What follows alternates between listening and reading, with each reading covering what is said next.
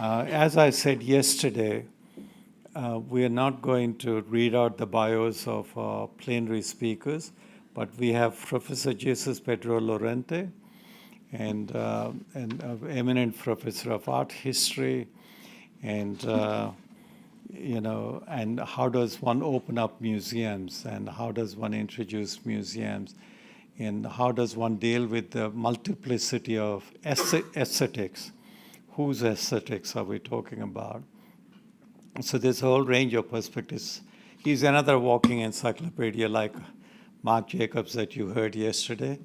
So now, would you join me in welcoming Professor Lorente?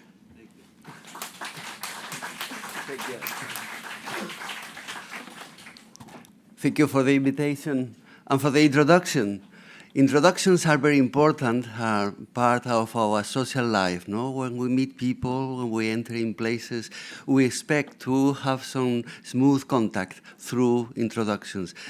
They should be important for museums as well, but actually they don't always practice this kind of ritual. That's not too bad as an introduction, no? Yes, the title.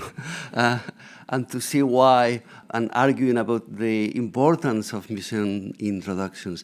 But specifically for museums of contemporary art, which is my special point of interest. I've been doing research on museums of contemporary art ever since my PhD, which was then published as Museums of Contemporary Art, Notion and Development. And my latest book was about critical museology and the importance of self-reflection arguments in museums. And this is very much about self-reflection. Museums that think about themselves and want to help people thinking about the museums they are visiting. Are museums of contemporary art, are galleries in English, are art galleries specializing in contemporary art helping people to think about themselves? Are they thinking about their own speciality? Not always. I haven't found many good examples. I will show you some examples, but the important thing is to keep in mind that specialized museums or art galleries dealing specifically with contemporary art, with modern and contemporary art, tend to be difficult, using jargon or dealing with conceptual art, with things that are not difficult to apprehend. So it's not only a question of accessibility in physical terms, but also in intellectual terms. They should help people to understand what this is all about. Let's go to some of the examples. I want to start with the beginning. The eldest museum of contemporary art was founded in Paris in 1818.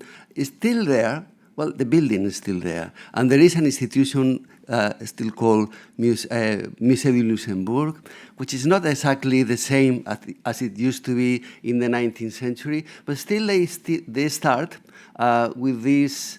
I don't know if you understand the screen. No? There is the view of the building from outside and a specific photo of the board saying, first in French, then also in English, about the history of the museum, but specifically the history of the building. Why? Because the museum is not the same, as I said, but the building is still there and is very important. No? That's why it's called Musée du Luxembourg. The contents are not as important as the history of this old palace in the center of Paris. I understand that.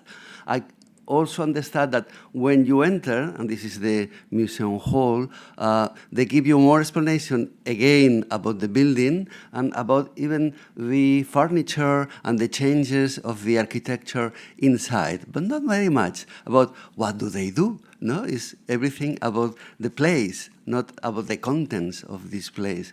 I will even argue that this is quite natural for museums whose name is the name of the place, no? As in Madrid, La Neomudéjar is again an old building, a converted industrial building of the 19th century.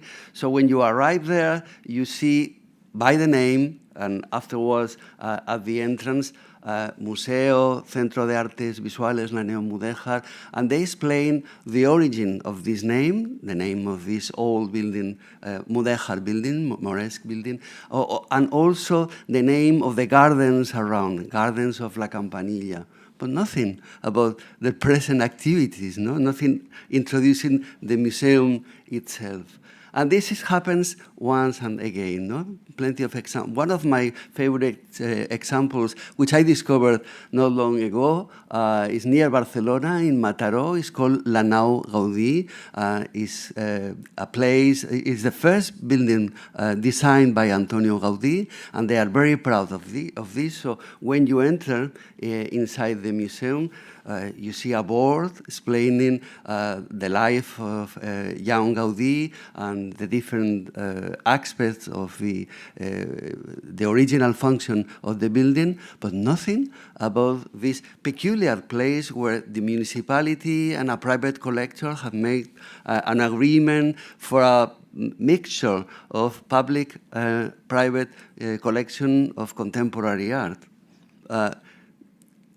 Even, and that's very ironic, no? When you go to the Museum of Spanish, Portuguese, and Ibero-American art, the MEIAC, in Badajoz, which is very peculiar, no? The speciality should be explained. No, you enter the museum, and when you see, by entering this new architecture, but inspired by the former prison, which used to be there, you see a board by the entrance, reminding you that this used to be a prison where in Franco's regime, homosexuals were kept and tortured and everything. So remembrance, the memories, no, of the old uses of this place, not the building, which is new, but even for the 30th anniversary not long ago of this museum, they celebrated it not with an exhibition about all the previous activities in these 30 years of functioning of the museum, but with an exhibition of artists trying to remember about these prisoners in the old Francoist times. It's peculiar, isn't it? They keep telling us about what used to be there and not what it is now there.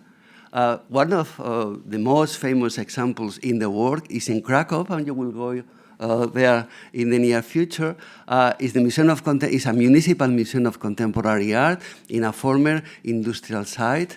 The Museum of Contemporary Art is a new architecture, but still they keep remembering the old building, which is very famous for the film, no? And so you go there.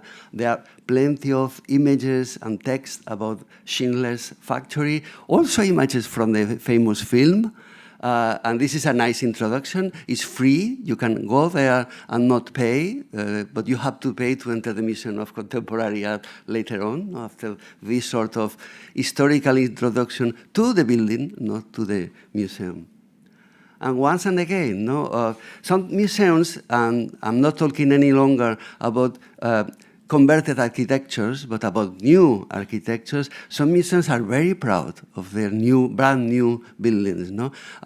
Especially in places, in countries like Spain, France, Italy, where the tradition is to reuse converted buildings. So when it happens to be a new building, they are very proud and they tell you everything about the architect, about how it was made and built. And that's the case of Turin. It's the first brand new architecture purpose-built for this museum. It used to be in a converted old palace in the 19th century, but in 1959, the brand new architecture was inaugurated, and when you enter at the entrance hall, you will see the pictures, the photos of the previous buildings, the refurbishment of the recent changes in the structure of the building, but they don't tell you anything about the reconfiguration, the recent reconfiguration of the collection and the way to present it and everything that is supposed to be the concern of this specialized art gallery. And maybe The most famous example in Spain is the Guggenheim, which you know very well. And the Guggenheim Museum in Bilbao has a specific room called Cero, Espacio Cero, by the entrance. Before you pay, you can even go to the Guggenheim and not pay your ticket, but visit this educational introduction where, taking into account that the visitors come from all places or countries in the world, they avoid using words and with no language, just with music, images. They make an evocative introduction. You can even read it.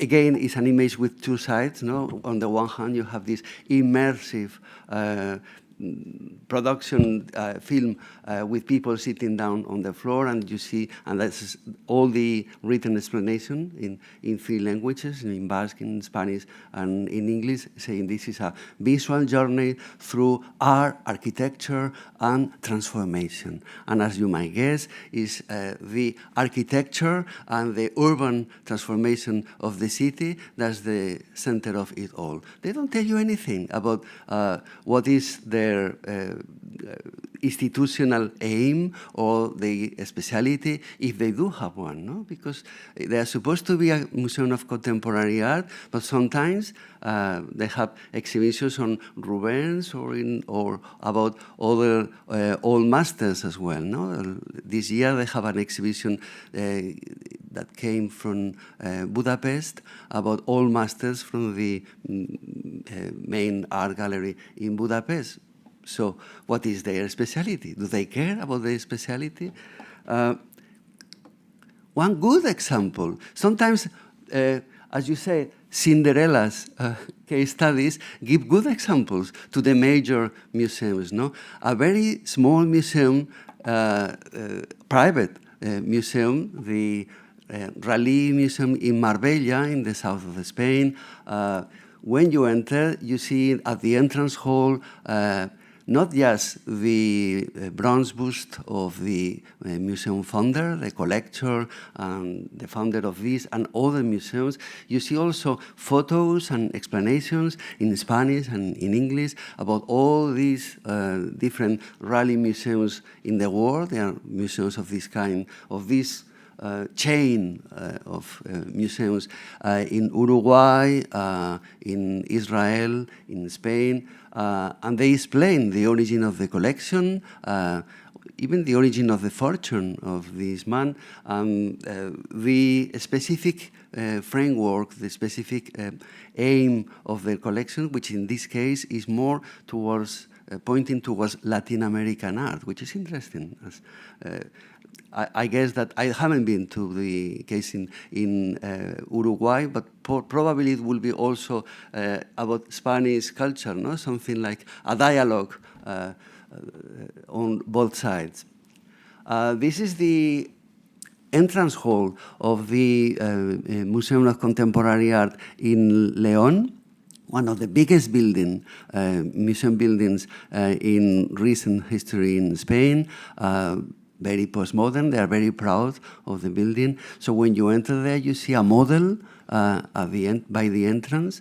And from the point of view of inclusivity, it's a good example because they have braille explanations, some photos, and also a map of the building, but nothing about what's about the speciality of the museum.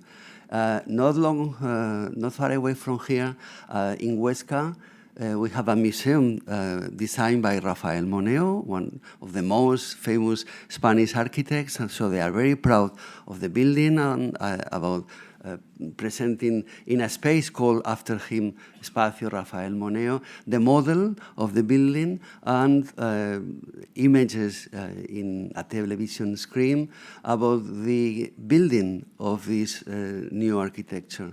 But nothing about the history of this museum, which is already 20 years old. If you want to know more about what they do or what have been doing for 20 years, you have to go to the relaxed room with some drinks and also educational materials, and you will find on the wall some photos of the main exhibitions, and they made a selection, so that means they are especially proud of these specific exhibitions they have produced. And so on and on, no? But sometimes good examples combine the history of architecture when there's something peculiar and the history of the museum itself. And this is already nearing my argument.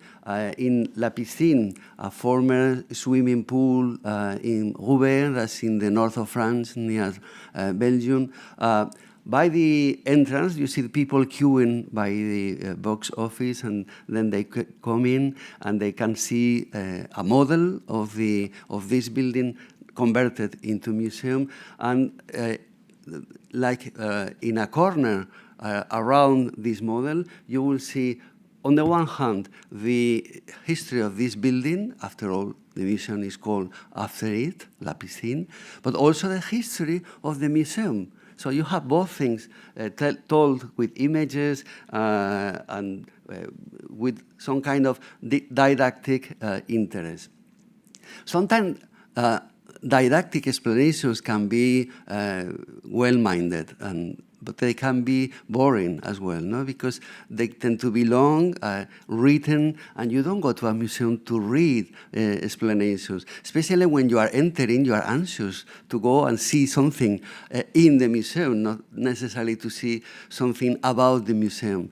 So this is a good example of an introduction, but maybe too long, complicated, only with tests. At the Tringhal Museum in Liège, they are very proud of the building. It's a brand new building, purpose-built for this kind of specific museum use, but it's long because when you enter, it's the beginning, and then all around the hall, they continue explaining you the history of the collection, the history of the changes, and that's very interesting, no? How the collection has been changed through their history, but no pictures, no, nothing else but words and words and words.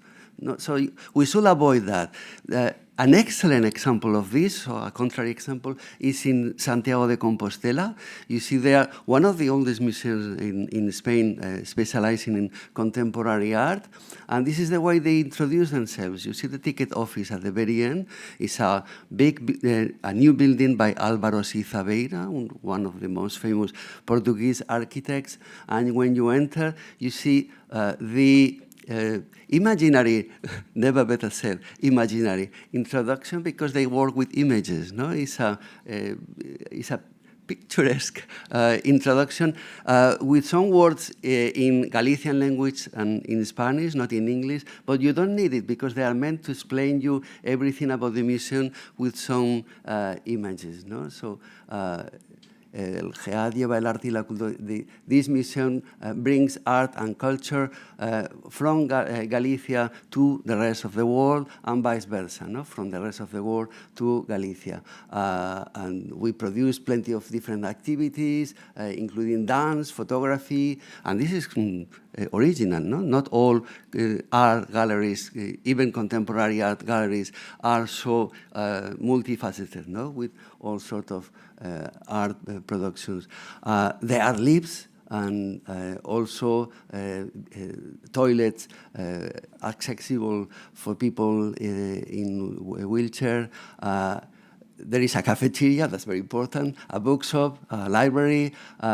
It was inaugurated in the year 1993, I can't. And the thing is, that's very interesting, no?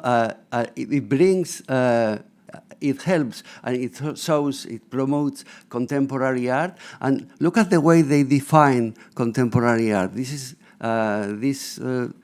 was designed in 2021, and they define contemporary art as the art in the period between 1950 and 2020. So up to the previous year. Well, that's interesting, no? The way you will expect many other museums of modern and contemporary art to start, no? To say, look, I'm dealing with this kind of art, or arts in plural, even better.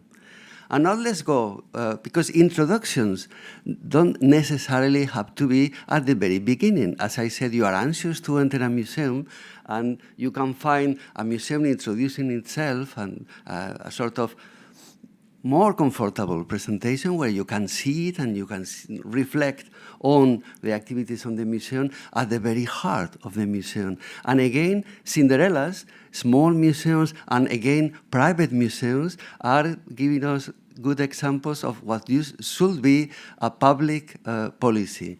At the Museo Wurth in Agoncillo, not far away from Logroño, in La Rioja, a good place to organize the next conference because they have good wine. You see the very center of the museum, you see the offices around and the exhibition halls, is the Sala 004. And that's also very important to notice that is a room by the exhibition room. So la Sala Educativa y la Sala and the Sala 004, they are near they are both at the center of the museum. What do you find there? You will find a sofa, and that's very important, as I said, so that you can sit and reflect comfortably. You will see even some works of art from the collection, specific pieces. You will see a map explaining, there's another image, that this is not the only Museum of Wurth, but is part of a chain of different museums through Europe, especially in Germany, but not only. And you see explanations about what they do, and also TV, a video screen with more information. And if you want to read more, you can take books with catalogs from former exhibitions and sit down to take more time. This is a good example, but again, they are reflections, but they are not so necessarily critical reflections. I would like something more than that. I would invite you, if you work in museums, to produce reflections that are all even critical about your institution. It's even more difficult to find examples about that. I found not long ago, last year, in Eindhoven, at the Barnhaven Museum, this is the entrance, a new building, built in the 1930s, in modern style for this modern museum. By the way, with these two horses, the lady from Salzburg was showing us some similar horses, no? It's curious. Well, when you enter, by the door, by the entrance, you will see the portrait of the founder, Mr. Van Ave, who happened to be a rich man, an art collector, an art patron in Europe, but in Indonesia, he was producing cigars, he was a tobacco merchant with workers who were slaves. So this is a difficult argument for a museum. And they put by the entrance a museum statement. This should be in every museum, a museum statement saying, look, my name is blah, blah, blah, I work about that, this is my specialty. It's not really that, what they are doing, but they do a museum statement, they produce a museum statement, being respectful, but saying, look, we are very proud of the art patronage of our founder, but we have mixed feelings about the origin of his money. So not even that, no, but they even made, but this was a long temporary exhibition, but maybe it's already finished, where starting with the portrait of the founder, they will also combine with portraits of the slave workers and so on. So they were trying to reflect on this topic, no, of colonialism. And this is a hot topic nowadays. No? We live in times where museums are to be post-colonial and many more things, no? Feminist or ecology and so on. There are other small museums in Spain that also give us good examples about paying attention to their founders and not necessarily critical, but with some distance, no? Because the Museo de Arte Contemporáneo, José María Moreno Galván, who was an art critic, very influential art critic, born in La Puebla de Cazalla, when you enter the museum, or when you learn about the existence of that museum, you may think that so it's a museum homaging this famous critic. And actually, you realize that it's the brother that they are very proud about, because Francisco, the painter, remained in this village, and this started to be a museum about the eponymous, no, José María, but actually everything was made by Francisco, and in the showcases they explain you everything about the brother, the younger brother, who remained in the village, and he did everything to keep art and culture, contemporary art, vibrant and alive in this small town. So sometimes the names of museums are deceptive. They tell you about somebody, and the important person is somebody else. And it's good to reveal these tricks when you are introducing themselves, even if it's not at the very beginning, but also just for those who are more interested. At the Musée d'Art Moderne, of the Municipal Museum of Modern Art in Paris, you don't have this introduction at the very beginning. You have other things welcoming you, and the collection is not starting chronologically at this point. But by the rear entrance, when you are at the heart of the museum, they explain you that everything started with a great international exhibition in Paris, and the Palais de Tokyo was built on the occasion of this exhibition, and they tell you about, with photos and catalogs in a showcase, but also with the sculptures by the same sculptor who produced the monumental sculptures outside, that this was the origin of the building, and that was what produced the idea for the municipality to have this museum especially devoted to modern art. We also have other uses of artists or artworks, sort of emblematic explanation about what the museum is all about. In the outskirts of Madrid, in Alcorcón, there is this 19th century historicist palace converted into a glass museum, a municipal museum specifically devoted to contemporary art in glass. And they ask an artist, they commission an artist to create a lamp for the main stairs of the building. If you get closer, you will see, well, first of all, there is a QR code with more explanation, but you can even guess when you see the lamp. You might even see the photo of the building that we saw before, so the architecture of the museum, once again. The artist also wanted not only the building, but the owners, the servants, so the people that used to be in that building to be remembered by those entering the museum. But it's very interesting, but why don't she put also some images about the history of this museum, no? And the curators or the visitors, whatever, no? So that it will be a remembrance not just about the past of the museum, the origins of the museum, but about the museum itself. There is a very good example, a perfect example of that in the outskirts of Lille.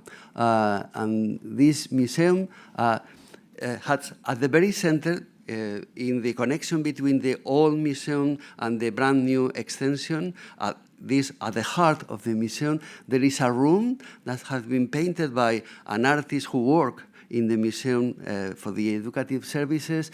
And not only they have a showcase with catalogs and plans of the architecture and mementos of the history of the museum, they also have photos and explanations on one of the walls, and they have this portraits, these nice drawings by these artists about the collectors that originated the collection, about the architect, but about the curators. So it's the history of the museum in images.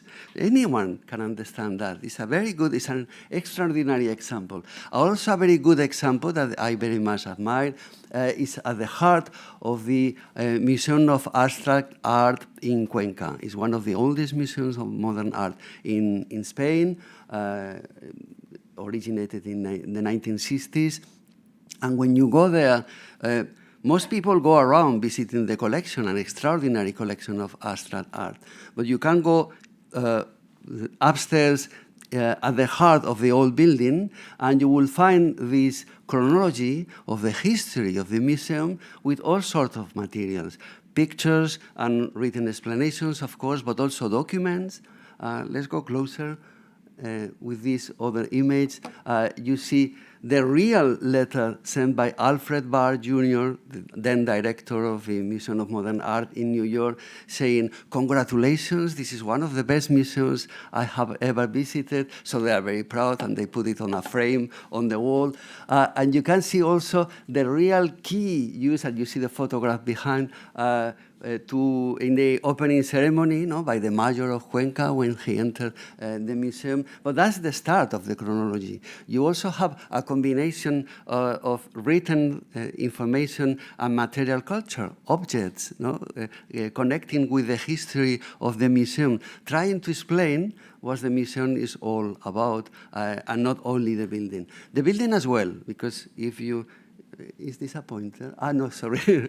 You are looking at that, not at my screen. The light green part at the very heart of the museum, you see, is an historic house. And if you go up the Isabelline stair, so that's a Renaissance stair, you go and can see with information some frescoes and other historic rooms and their explanation about the history of the building. But up there is also the explanation about what the museum is all about and its history. We have somebody from Scotland, I understand. There is a very good example in Glasgow. Again, a converted building was very hard. This gallery upstairs, a place where you can see people entering and going out of the museum. So it's not the entrance, but it's the center of the museum. They explain you, well, first of all, there is an artist intervention, purposely designed to make people reflect about the museum and what's supposed to do. But also you see on the left a city of culture. So they explain that everything started in 1990 when Glasgow was a European capital of culture. They said we need a museum of an art gallery specializing in contemporary art. But then what kind of contemporary art? So it was not just the building, and there is a model of the building and the history, the social history of the different uses and perceptions of this building in the history of Glasgow. But if you go around, you can see also reflections on and documents written by the first director of the museum about the name, and is very idiotic. No? The name is modern art, although they deal with contemporary art, because it was shorter. And the name outside, they didn't have enough space to put contemporary art. No? Well, it's a nice reflection. Let people think about that, no? How do you call or how do you are called just because it happens to be so, no? And the kind of artists, always prestigious artists from far away, and then small exhibitions for local artists.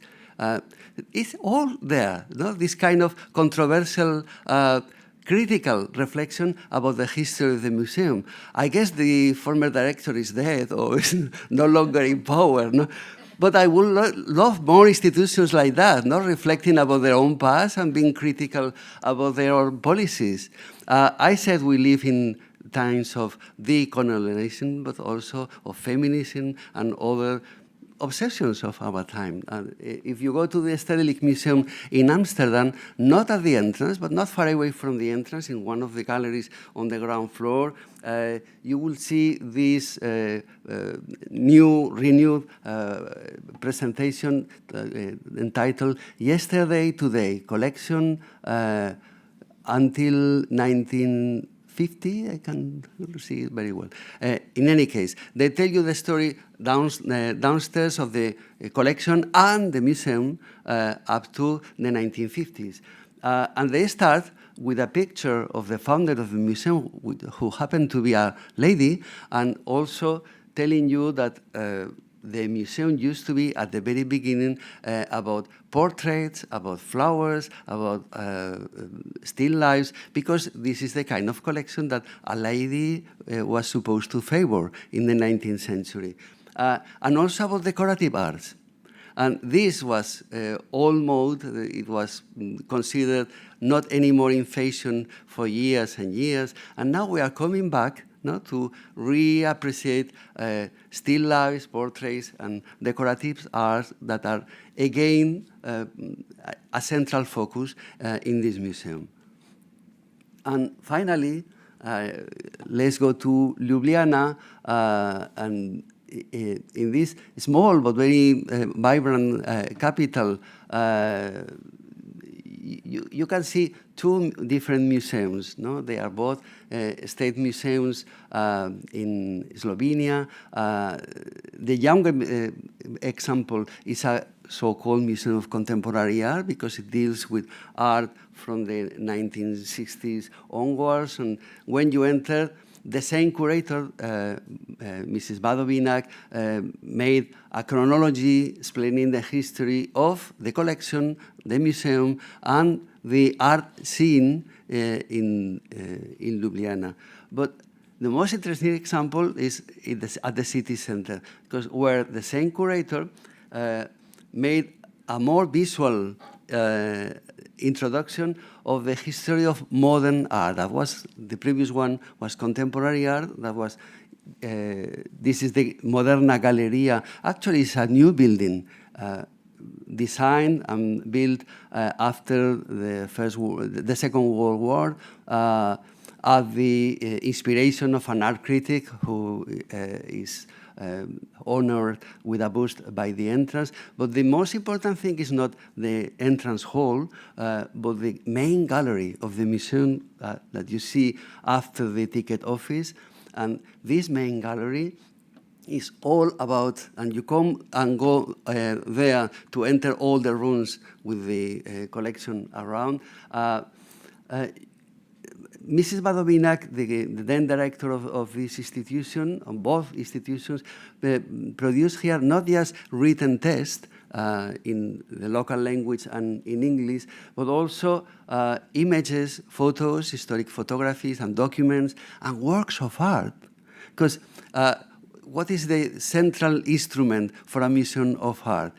It should be art. If you put works of art in your presentations, in your introductions, you are upgrading them, no? Making them more important. So you see works of art and you see explanation about the institutional history, not only of the museum, but the art scene, the exhibitions, and other institutions in the city. This is contemporary art history.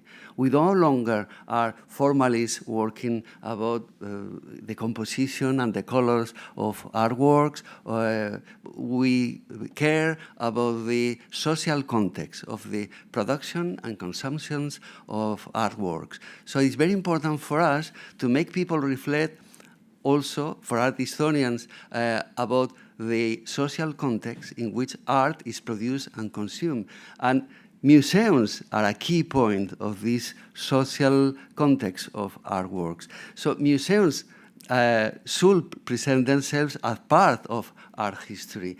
And of course, it should be, it is called points in time, 1889, 1991. Museums should make people think about themselves, because they are themselves an important part of art history, of contemporary art history. This is all. Maybe I'm haven't been too long, but this gives us more time for discussions, because these further images are not really introductions. They are more considerations that I made in the previous book about critical museology, so about the contextualization of museums thinking about historic exhibitions, thinking about themselves. Well, thank you very much.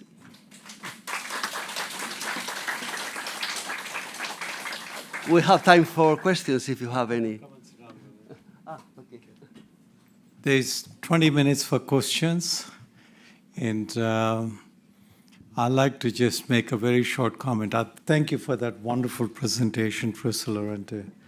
I still remember when the National Gallery of Australia in Canberra wanted to welcome people of immigrant background, Indigenous people.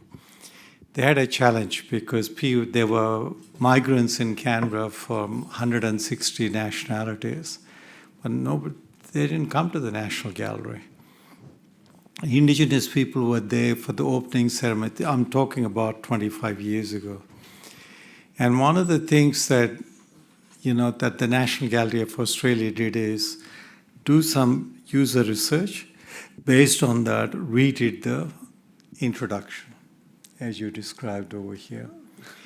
And because that actually welcomed people. So your introduction, your entree, for example,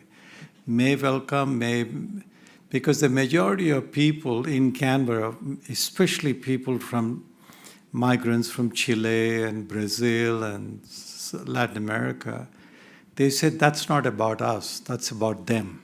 They didn't feel that it was welcoming. They didn't feel that they belonged there at the entrance. And I think it's really important how you actually design, and like you gave all those wonderful examples. And my favorite one is Ljubljana. And okay, questions. That must have given you some time to think about questions. There's a roving mic. Your name and where you come from, please. Yes, Francesco Walker, Leiden University. Hi. Thank you so much for that really beautiful talk. So I'm a psychologist working with museums, and you presented the importance of introductions, and you showed a couple of examples in which there's a lot of text, right, that people are supposed to read. And I just think, you don't need a psychologist, right, to figure out that no one's going to read that text in most of the cases. So then what here, I think, is considered as common knowledge. I just wonder, why do you think that we still see so many examples in which so much text is presented? When we talk about the importance of the first impression, why do still so many museums feel that we need so much text to make that first impression? Thank you. Ooh, I wish I would know the answer.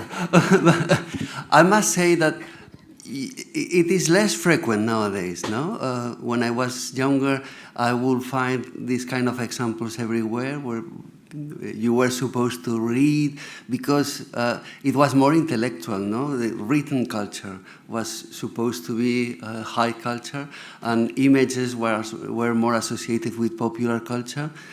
My argument is that we shouldn't renounce to communicate and educate with text, but also with images, and the example from Santiago de Compostela was very good in that sense. But still, if we only use reproductions of images and text, and we don't have the heart of the material of museums, which are documents of material culture, works of art. In the case of art galleries, we are relegating this kind of introductions of rooms devoted to the presentation and the history and notion of the museum as a secondary space, no? As educative, because you are working with reproductions, with subsidiary sources. It is very important, as in Cuenca, to use real things as complementary instruments, no? To attract attention. That was my main argument. Thank you. Next, yeah.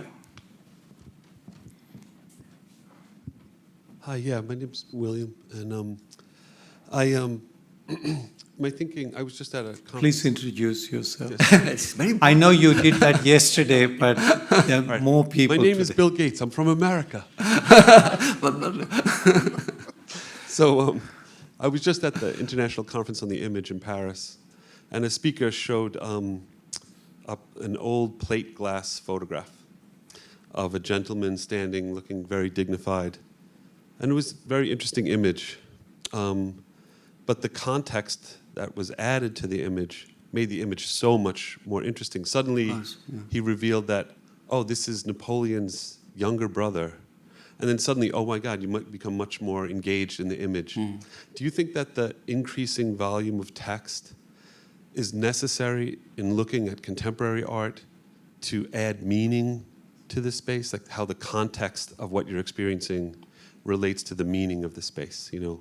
Like you can look at the Guggenheim Museum in New York, and as the experience of that space, for me, as coming from architecture background, relates very meaningfully to the meaning of museum, which is you move through space, you experience museums to become enlightened through the works of artists and to experience their wisdom. And in that process of experiencing the museum, you're also moving up into the light. So the building becomes the metaphor for the experience of the space. So do you think, more or less, that context becomes more necessary in explaining the experience? That's all. of course, yeah. Everything is perceived more easily if you have some kind of interpretation, and the best interpretation is always lively, either through audio guides or even better live interpretation with people. And if there are people that know about what they are talking about, and if there are people enjoying this kind of thing. Some contemporary art galleries use artists as interpreters, or why not art historians as well, no? Because we are supposed to like and know what we are talking about, no? Not always.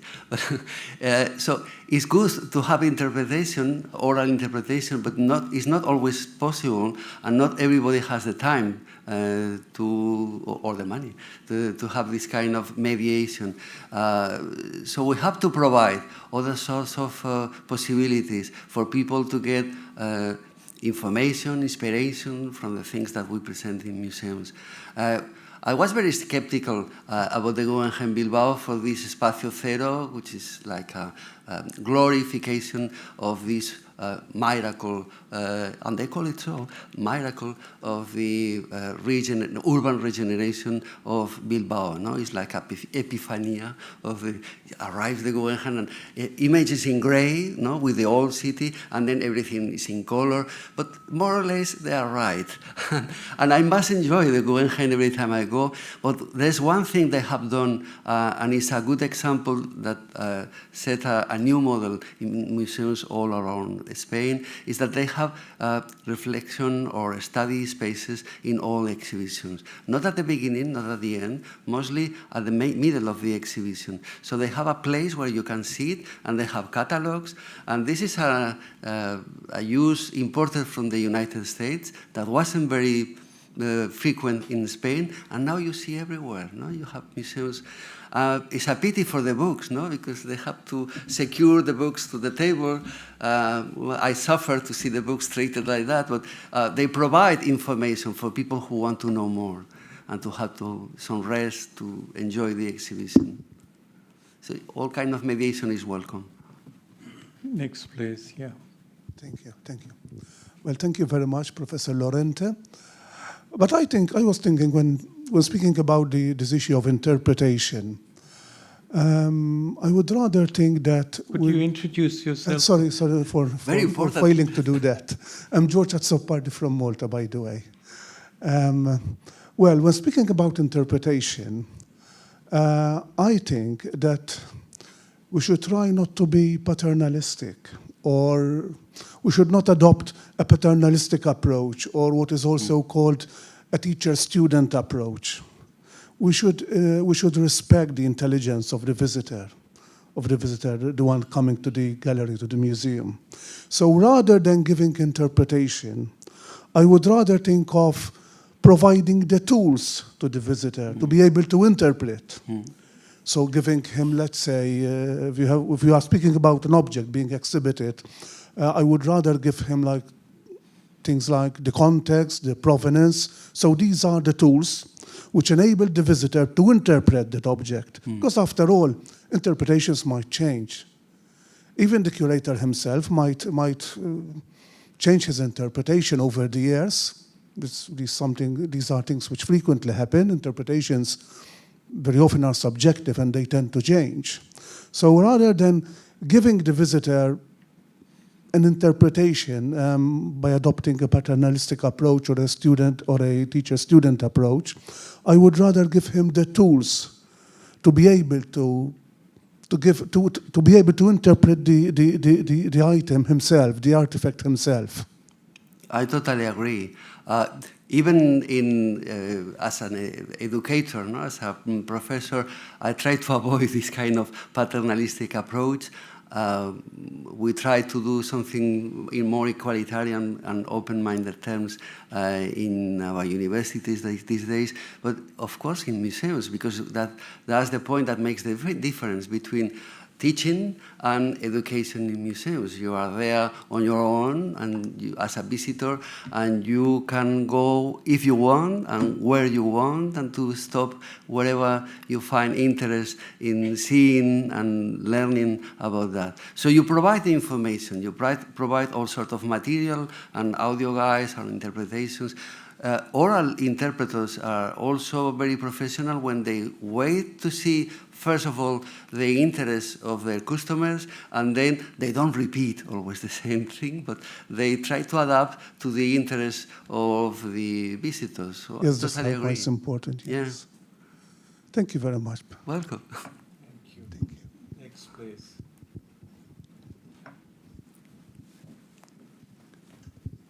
Good morning, Damian Werczyński from University of Wrocław. I have one remark and one question. The remark is about we have seen plenty of objects from different countries and different type of objects where now the contemporary art museums are located. I encourage to visit Wrocław because there I haven't seen on this presentation the post-military object. And in Wrocław we have a modern art museum located in the old bunker, which is the biggest bunker of Festung Breslau, which is the latest fortress which surrendered even after the Berlin during the Second World War. And there the interpretation and the history, which is very rich about this object, is very tough to present. And this is it was shock for the modern art museum when they heard that they will be located in this building. First of all, it's quite, maybe not far away, but it's from the city center a medium distance, so they were scared about this. But also the layout inside is very specific, so they start to think about how to organize the whole exhibition. At the beginning, it was a idea that it will be the temporary place for them, and it's till today, since 2011. So it still exists, and they stay there. It's a remark to complete the list, because I think it's could be a very interesting object. And that's my question also about the other, maybe controversial, but can you tell us about, in your opinion, a modeling introduction of the modern art museum, which is located in post-religious object? Do you know any of these objects, previous churches or maybe mosque, when the modern art is located, and how it is explained? Because we know that for plenty of people it could be a very controversial idea. Yeah, but the thing is that the topic of my lecture was about the introduction shown by museums. So thank you very much for the remark and the question, but I can't, provide all sorts of examples from everywhere. I like to finish all my presentations with my email address. That was very quick. I don't know if you could have it. It's very easy. It's my initials, JPL, at University of Zaragoza, UNISAR. If you want to provide more examples, you are more than welcome to write and share your examples with me, and I will add it in the future. But providing they are examples about the topic of this talk. I mean, there are museums of contemporary art or modern and contemporary art in all sorts of buildings. The interest is if they are introducing themselves, if they talk about not just the building, sometimes not even that, no? But also about their own activities and past and what they are supposed to do. So that was the argument. If they do, please feel free to contact me, and I will even try to visit your examples. I can't think now of any religious building, any church or convent where they produce an introduction, especially controversial. No? We have many examples in Spain of old convents from the 19th century, and even nowadays we keep converting old convents because, well, there are not many monks or nurses any longer. But even is assumed as a kind of dialogue, no, between old architecture and new, and is nothing said about this maybe controversial issue of the reuse of religious architectures. But it's interesting as an argument. Only I can't think of any example. If anyone can provide examples where they talk about this issue, I'm more than happy to add this. Thank you. Hello, I'm Tina Schneider from the Natural History Museum Berlin, but about 25 years ago I used to work for the ZKM Center for Art and Media in Karlsruhe, and this used to be a munition factory for the Nazis. And now, and they reflect on that, and now they have artwork inside that will really make the Nazis angry. And I find that really beautiful. Yeah, that's it. Yeah, in Berlin you have a very wonderful example, is the Bahnhof, the former, how is called this station? The Hamburger Bahnhof. When you enter, there is a wall section about the history of the building, but again, not much about the history of the museum. So there were many other examples that I knew, but I wanted to make it short to concentrate in the most telling examples of museums combining both arguments or explanations about the history of the location, but also about the institutional function and history. And that's not the case either. One more. Yeah. Hi, this is Renato. Thank you for your talk. I just had a question as you were talking about the introduction, like museums of contemporary art introducing themselves. What role does the front of end staff play in this scenario? What kind of preparation are they expected to have, and also through your perspective as a perhaps a critical museologist as well? Yeah, just wanted to hear about this. Thank you. Well, I wish they have this kind of preparation, but usually, well, they just learn to say hello, sometimes in different languages, and to sell tickets and to give indications about the toilets, and sometimes it can even give you some advice about the order of visit of the itineraries.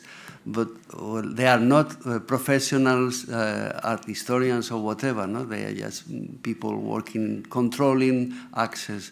So it's the first contact you make, but then something else and somebody else should be in charge of this kind of introduction.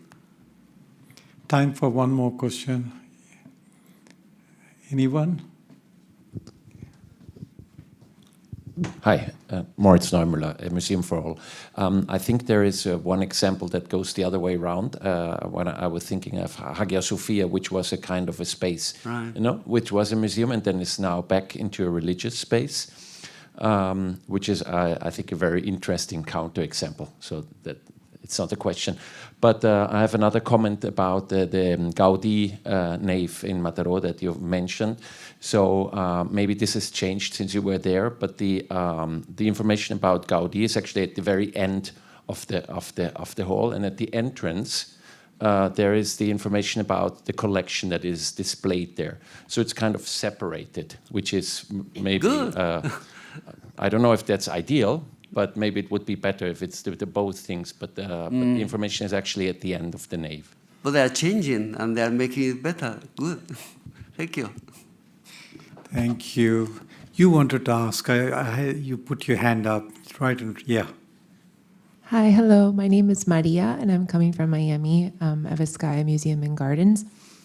I had a question about all the examples you gave were from contemporary modern art museums, and I was just curious if you felt like this aversion to introducing oneself and one's mission was something that you've seen more consistently at modern and contemporary art museums as opposed to more encyclopedic or museums that are still in old buildings that have been converted but are maybe, longer ranges of art history. Well, of course, yes. In my latest book about critical museology, I was talking about the Louvre, and this is a very good example. They start telling you the history of the building, former castle and palace and so on, but then they explain you the history of the museum as well in the upper stages, and also about the future, the plans for the future. And it's very well done because it's interlocking with the collections themselves. So you can go back from the history, this section devoted to the history of the museum, while visiting different floors of the museum. There are many other examples. I was focusing for that book on major museums all over the world. But now, since I'm involved in a project supposed to be focusing on museums of contemporary art, I'm working on the continuation for this specific kind of museums, which are more difficult, I will say. I try to communicate that my concern about the difficulty, the special difficulty of these specialized museums. So they need more mediation, more introduction, more explanation than the encyclopedic museums. Thank you. You're going to stay for morning coffee, right? Right. Yes. So if anyone else has got comments or questions, please catch up. I must say that when we started the research network for several years, the plenaries would be available for 1 hour in what we call garden circles, garden conversations.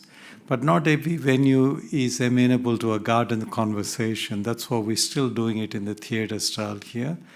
But you can catch up with the plenaries from yesterday, from today, from here. Over coffee. Now time for coffee. But before that, would you join me in thanking Professor Lorente, please?